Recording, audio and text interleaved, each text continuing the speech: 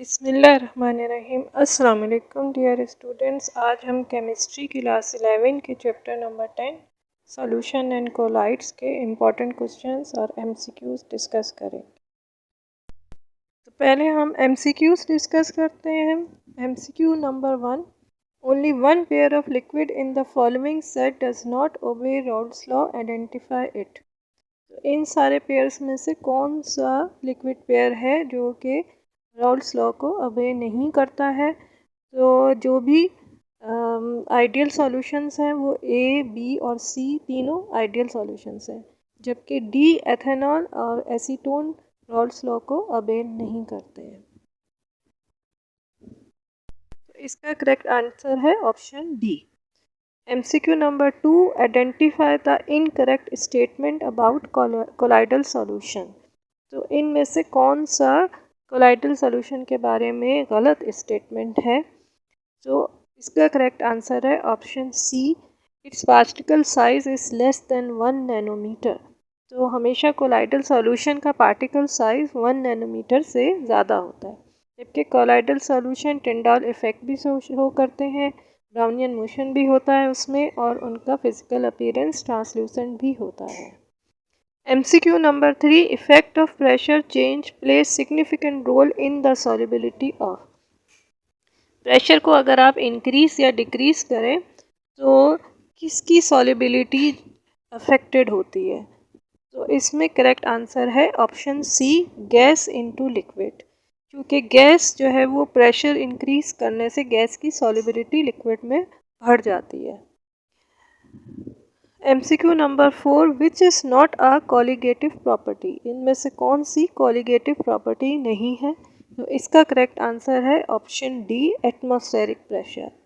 Atmospheric pressure colligative property नहीं है। अब MCQ नंबर 5, according to Raoult's law the relative lowering of vapour pressure is equal to. Raoult's law के मुताबिक relative lowering of vapour pressure किसके बराबर है। तो इसका करेक्ट आंसर है option B, mole fraction of the solute.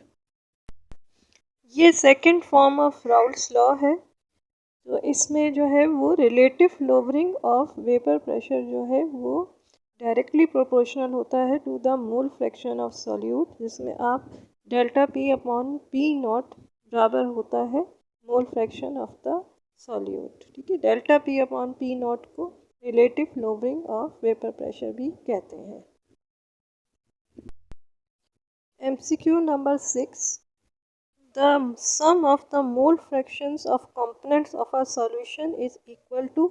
तो ये हमेशा 1 होता है, यूनिटी होता है। जब आप एल्जेब्रिक सम निकालेंगे mole fractions of components of a solution तो वो हमेशा 1 होगा। तो इसका करेक्ट आंसर हो गया ऑप्शन बी, 1।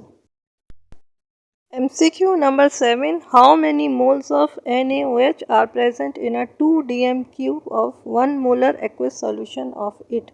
ये एक छोटा सा न्यूमेरिकल है, बहुत ही ईजी सा। तो इसमें आपने मोलैरिटी का फार्मूला लगाना है। Molarity is equals two moles of solute divided by volume of solution in dm cube. ठीक है, तो इसमें आपको वॉल्यूम दिया गया है 2 dm क्यूब और मोलैरिटी दी गई है 1 मोलर। तो इनको आप इसमें मल्टीप्लाई कर देंगे आप, तो moles of number of moles of solute निकल आएंगे। ठीक है, तो इसका करेक्ट आंसर हो गया ऑप्शन डी, 2 मोल्स। फिर MCQ 8 है, a colloidal solution of liquid into liquid is known as. तो लिक्विड इनटू लिक्विड का जो कोलाइडल सॉल्यूशन होता है उसका करेक्ट आंसर है option D, emulsion.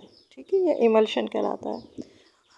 MCQ number 9, an example of completely immiscible liquid pair. इनमें से कौन सा कम्प्लीटली इमिसिबल है।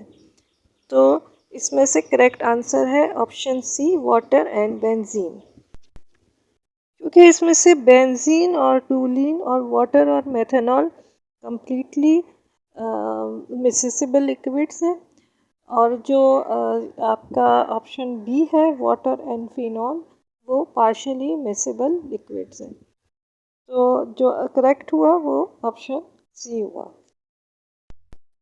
लास्ट MCQ है, आप 15% Weight by weight KOH solution can be prepared by mixing 15 gram KOH in।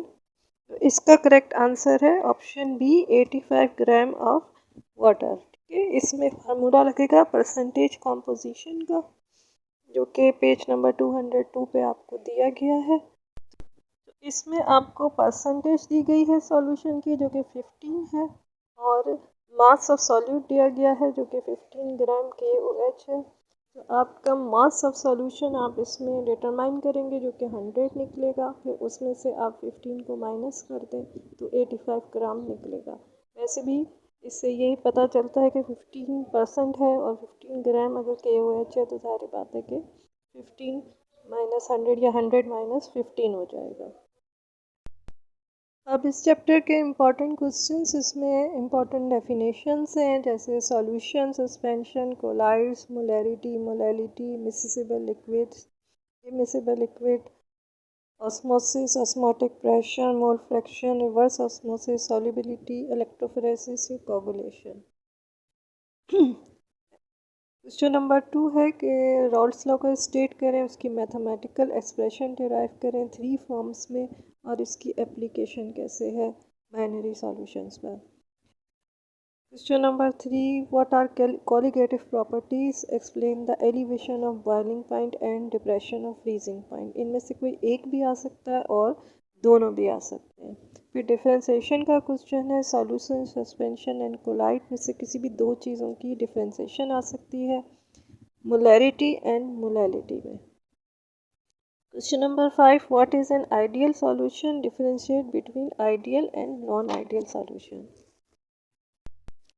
Reasoning questions हैं जिनमें why n-hexane or petrol is immiscible in water, why solubility of oxygen in water increases with pressure but of glucose do not, why bubbles appear in carbonated water on opening the cork, why adding salt to water boil an egg quickly। फिर question number 7 हो सकता है कि which of the mixture containing following pairs obeys Raoult's law and why. तो इनमें से कौन सा पेयर ऑफ लिक्विड है जो कि रॉल्स लॉ को ओबे करता है और क्यों करता है, और जो बाकी हैं वो क्यों नहीं करते हैं। तो इनका आपने रीज़न देना है और एक्सप्लेन करना है। फिर न्यूमेरिकल्स हैं जितने भी आपके बुक में दिए गए हैं पेज 217 पर, और जितनी भी एग्जाम्पल्स हैं वो सब करिए, और 10 ईयर्स से भी इसको स्टडी करिए न्यूमेरिकल्स को। इसके साथ ही मुझे इजाज़त दीजिए, दुआओं में याद रखिएगा। अल्लाह हाफ़िज़।